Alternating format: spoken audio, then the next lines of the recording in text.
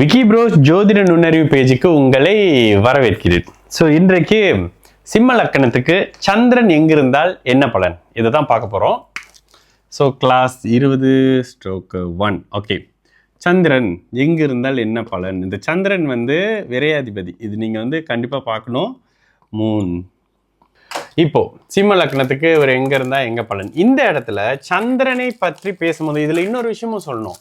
ஒரே ஒரு ஆதிபத்தியத்தை கொண்டவர், 12ஆம் ஆதிபத்தியத்தை கொண்டவர். இவரு எங்க இருந்தாலும், சுபத்துவமாக இருந்தாலும் 12ஆம் ஆதிபத்தியத்தை தான் பண்ணுவாரு, பாபத்துவமா இருந்தாலும் 12ஆம் நிலையினுடைய 12ஆம் இடத்தினுடைய ஆதிபத்தியத்தை தான் செயல்படுவாரு. எப்பயுமே நீங்க சந்திரனை பார்க்கணும்னா சந்திரனை நீங்க ஒளியா தான் பார்க்கணும். 12ஆம் இடத்துல சுபத்துவமா ஒளி சந்திரனாக இருக்கிறாரு அப்படின்னா இந்த இடத்துல என்னன்னு வந்துருவாரு, 12ஆம் இடத்தினுடைய இருக்கிற இடத்த விட்டு வெளிநாடுக்கு செல்லக்கூடிய அமைப்புகள் மாதிரியான சில விஷயத்த பண்ணுவாரு. இப்படி இருக்கக்கூடிய நிலையில ஓகே, சந்திரன் நம்ம லக்னத்துல இருந்தே போடலாம். இப்படி இருக்கிறாரு, எப்போது சுபத்துவமா போடுவோம்ல, இந்த வாட்டி அமாவாசையாவே போடலாம். சரிங்களா? இப்படி இருக்கலாமா?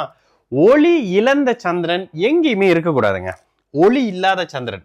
சரி, இதுக்கு ஏதாவது மாற்று அமைப்புகள் இருக்கா?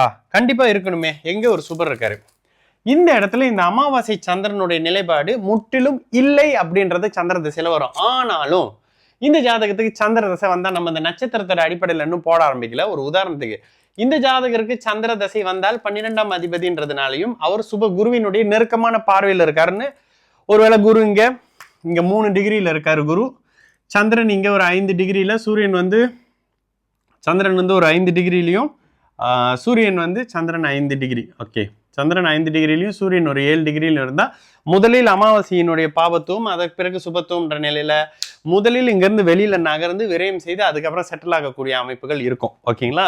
இப்படி இருக்கலாமா? இருக்கக்கூடாதுங்க. ஒளி இழந்த சந்திரன் எங்கேயுமே இருக்கக்கூடாது. ஒளியோடு இருக்கலாமா?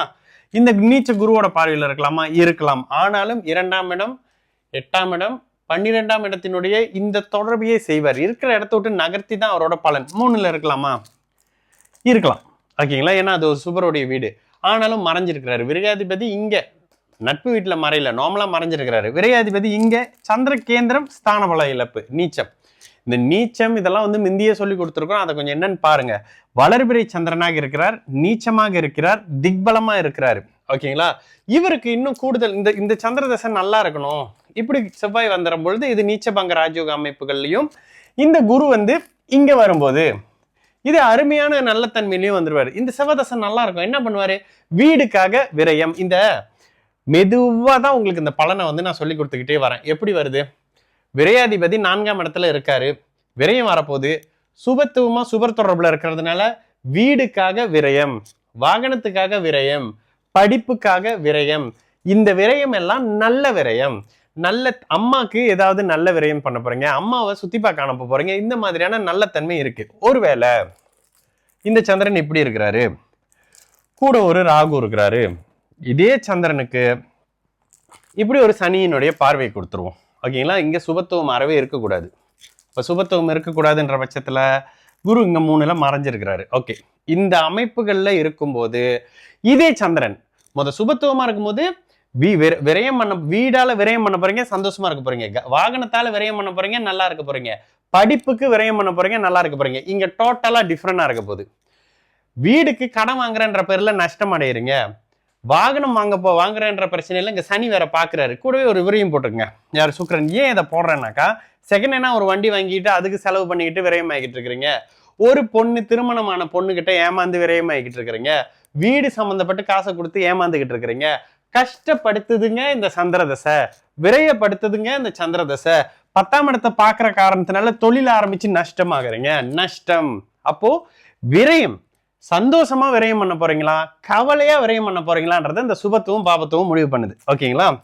சந்திரன் இங்க பரவாயில்ல, விரையாதிபதி தான், வளர்பிறை சந்திரன் குருவின் வீட்டுல இருக்காரு. இவர் 5ஆம் இடத்துல இருக்கிறது, ஒளிச்சந்திரனாக இருக்கிறது நல்லது, லாபத்தை பார்ப்பாரு. ஆனாலும் 12ஆம் இடத்து பலனை தான் செய்வார். என்ன பண்ணுவாரு? வந்த உடனே குழந்தைகளுக்கு விரயம். விரயம் தாங்க அவரோட வேலையை. விரயம் பண்றது மட்டும் தான் அவருக்கு வேலை. ஒரு வீட்டோட ஓனர். அப்ப 5ல இருந்தா இங்க விரயம் பண்ணுவாரு, 6ல இருந்தாருன்னா கடனுக்காக கடன் வாங்கி விரயம் பண்ண வைப்பாரு. இந்த இடத்துல இது எல்லாமும் ஓகே. இங்க இருக்கலாமா? நல்ல ஒளி பொருந்திய சந்திரன் தான். அடுத்த நாள் பௌர்ணமிக்கு அப்படியே போகக்கூடிய சந்திரன். சனி இங்க உச்சமா இருக்கிறாருன்னு வைங்க. இந்த சந்திரன் இருக்கிற இடத்தை விட்டு வெளியில கொண்டுட்டு போய் கடல் சம்மந்தப்படுறது, இம்போர்ட் எக்ஸ்போர்ட், இந்த குடிக்கக்கூடாத திரவம், லிக்கர், பியரு, பெட்ரோல், டீசல் மாதிரியான அத்தனையிலையும் இந்த சந்திரன் லாபத்தை கொடுத்துக்கிட்டு இருப்பாரு. ஏன்? வீடு கொடுத்தவர் உச்சமா இருக்கிறாரு அப்படின்ற காரணத்தினால. இன்னும் அவருக்கு கூடுதல் சுபத்துவங்க வருது. இந்த இடத்துல இந்த கூடுதல் சுபத்துவம் குருவினுடைய பார்வையில் வரும்பொழுது இங்கே வேலைக்காரர்களால நன்மைகள் நடக்க போகுது. நல்ல வேலை வெளிநாட்டுல கிடைக்க போகுது. நல்ல வேலைக்காரன் வெளிநாட்டுல கிடைக்க போறான், கடல்ல கிடைக்க போறான். கடல் சம்பந்தப்படுற இடத்துல கூட இந்த வீடு என்ன வீடு ஆரம்பத்திலே பார்த்தோம், இது ஒரு மண்ணு நில வீடு. இது நிலத்து சம்பந்தப்படக்கூடிய அமைப்புகள்ல வெளிநாட்டுல நல்ல லாபம். மண்ணை நோண்டுறீங்களா, கனிமத்தை எடுக்கிறீங்களா, மினரல்ஸ் வருதா, இதெல்லாம் இங்க இருந்து வரும். இங்க இருக்கலாமா? இது ஒரு அட்டகாசமான அமைப்பு. ஏன்? நல்ல சந்திரன் 7ஆம் பாவகத்தை சுபத்துவப்படுத்துவாரு. ஆனாலும் இந்த 12ஆம் ஆதிபத்திய வேலையை தான் அவர் செய்வார். ஓகேங்களா? அடுத்ததா இங்க வராரு. ஓகே, இந்த இடம் ஒரு வித்தியாசமான இடம். ஏன்னா 12ஆம் அதிபதி 8ஆம் இடத்துல இருக்கிறாரு. இதே கான்செப்ட்ல வச்சுக்கோமே, 8ஆம் அதிபதியினுடைய பார்வையில் இருக்காரு, ஒளிச்சந்திரனுடைய அமைப்புகள்ல இருக்காரு. இதே இந்த இடத்துல ஒரு உதாரணத்துக்கு குரு எப்படி வைங்க. ஓகே, இந்த இடத்துல இந்த சந்திர தசை மறைமுகமான பரிவர்த்தனை வேற வந்துடுறாங்களா? மறைமுகமாக வெளிநாடு வெளிமாநில அமைப்புகள்ல வெளியே சொல்ல முடியாத வகைகள்ல இதுக்கு லக்னம் வந்து சரி இப்படி வரணும். அப்ப என்ன வந்துருது? 6, 8, 12ஆம் அதிபதிகள் தங்களுக்குள் சுபத்துவமாக தொடர்பு கொள்றாங்க. இந்த இடத்துல சந்திர தசை வந்தாலும் சரி, சனி தசை வந்தாலும் சரி, மிகப்பெரிய அளவுல வெளியில சொல்ல முடியாத லாபங்கள் கிடைக்கக்கூடிய அமைப்புகள் இருக்கும். எங்க இருந்து லாபம் வந்துச்சுன்னு சொல்ல முடியாத நிலையில இருக்கும். கண்டிப்பாக இந்த சந்திர தசை நல்லா இருக்கும். லக்னாதிபதி இங்க நல்லாவே இருக்கிறாரு. கூடுதலா லக்னத்துல ஒரு சுக்கிரன் புதனை வேணாலும் போட்டுங்க சுபத்துவத்துக்காக, லக்னத்தினுடைய சுபத்துவத்திற்காக. லக்னம் லக்னாதிபதி கூடுதல் சுபத்துவமாக இருக்கக்கூடிய அமைப்பு. இந்த செவ்வாய் கூட செவ்வாய் இப்படி இருந்தாருன்னா இது ஒரு பெரிய ஒரு நல்ல ஜாதகம்னு வரும். இந்த இடத்துல இப்படி இருந்தாங்கன்னா இது வந்து ஒரு பெரிய நல்ல ஜாதகம். இந்த ஜாதகர் வந்து மிகப்பெரிய நல்ல அமைப்புல இருப்பாங்க. ராகு கேது இருந்தாலும் சரி, இங்க ராகு அங்க கேது இருந்தாலும் சரி. இந்த இடத்துல இந்த சந்திர தசை இதே அமைப்புல போகுமா? ஏன்னா இங்கேதான் இருக்கிறாரு, சூரியன் வந்து லக்னத்துல தான் இருக்கிறாரு. அடுத்து வரக்கூடிய இந்த இடம் இது ஒரு அட்டகாசமான இடங்க. இந்த இடத்துல விரையாதிபதி தான், விரையாதிபதியாகி 9ஆம் இடத்துல இருக்காரு, உச்சனுடைய வீட்டுல இருக்காரு. உச்சனுடைய வீடு கொடுத்தவன் ஓரளவுக்கு நல்ல தன்மையில இருக்காருன்ற காரணத்தினால இந்த இடத்துல என்ன இருக்கும்?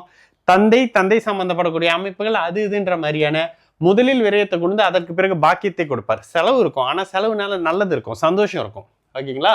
இங்கே உச்சம், விரையாதிபதி உச்சமா இருக்கிறாரு. குறிப்பாக பார்த்தீங்கன்னா இந்த 10ஆம் இடத்துல இருக்காரு. 10ஆம் இடத்தில் வரக்கூடிய இந்த சந்திரன் தொழிலால விரயத்தை கொடுப்பாரு, விரயம் பண்ணி தொழிலை கொடுப்பாரு. தண்ணீர், நீர் சார்ந்த அமைப்புகள்ல இது எல்லாமே இருக்கிற இடத்த நீங்க பிறந்த இடத்த விட்டு வெளியில தாங்க பண்ணுவார் 12ஆம் அதிபதினால. இதே மாதிரி இங்க பாபத்துவம் கூடும் பொழுது தொழிலால் நஷ்டம் அடையும். ஒருவேளை 10ஆம் அதிபதி நீச்சமாயிடுறாரு, உச்சனாக இருந்தாலும் சனியோட சேர்ந்து இருக்கிறாரு, சனியோட சேர்ந்து செவ்வாயினுடைய பார்வை இருக்கு, இந்த தன்மையில இருக்கிறாங்கன்னு வைங்க. இந்த அமைப்புகள்ல இருக்கும்போது இந்த சந்திர தசை தொழிலால கடுமையான விரயம் இருக்கும். நீங்க இந்த இடத்துல என்ன பண்ணுவீங்க? பசும்பால், குடிக்கக்கூடிய திரவங்கள், குடிக்கக்கூடாத திரவங்கள், பெட்ரோல், டீசல் அது இதுன்ற மாதிரியான விஷயங்கள்ல நஷ்டம் அடைந்து விரயமாகி ஏன்டா தொழில கையை வச்சோன்ற மாதிரியான விஷயங்கள் வரும். ஓகேங்களா? ஏன்னா குருவுக்கு எந்த விதமான தொடர்பு இல்லை. இதுவும் முழுக்க முழுக்க வெளிநாட்டு அமைப்புகள்ல தான் நடக்கும். இங்க இருக்கலாமா? அவருடைய வீட்டுக்கு 12ல மறைந்து லாபத்துல இருந்தாலும் கூட அதே விரையாதிபதிங்க சமயத்துல இந்த ஒரு ஆதிபத்திய கிரகங்கள் நண்பராக வந்தாலும் பெரிய யூஸ் எல்லாம் இருக்காது. இந்த இடத்துல அமாவாசை நெருங்க அவ்வளவா நல்ல அமைப்புகள் இருக்காது. இப்படி உச்ச குருவோடு இணைந்து இருக்கலாமான்னா சுபத்துவமா இருக்கும். வெளிநாடு, வெளிமாநிலம், கடல் சார்ந்த அமைப்புகள், இந்த மெரைன் இன்ஜினியரிங் மாதிரியான விஷயங்கள்லாம் இந்த இடத்துல வரக்கூடிய அமைப்பு தான். கடலை பார்த்துக்கிட்டே வேலை செய்யறது. நம்ம ஒரு தடவை அந்த ஆலப்புழால ஒரு போட்டுக்கு போனோம்ல, அவரே கடக லக்னமா இருந்தாரு, கடக ராசியா இருந்தாரு, சந்திரன் இங்க இருக்கும். இதெல்லாம் இந்த மாதிரியான அமைப்புகள் தான். அப்போ இந்த மொத்தமாக பார்த்தீங்கன்னா 12 இடத்துல அவர் இருந்தாலும் சுபத்துவமா இருந்தாருன்னா நல்ல விரயத்தை பண்ண போறாரு. பாபத்துவமா இருந்தால் கெட்ட விரயத்தை பண்ண போறாரு. கெட்டதாக விரயம் பண்ணும்போது மனசு கவலைப்படுது, நல்லதுக்காக செலவு பண்ணும்போது விரயமாகும் போது மனசு சந்தோஷப்படுது. இதுதாங்க சந்திரனுடைய அமைப்பு சிம்ம லக்னத்துக்கு.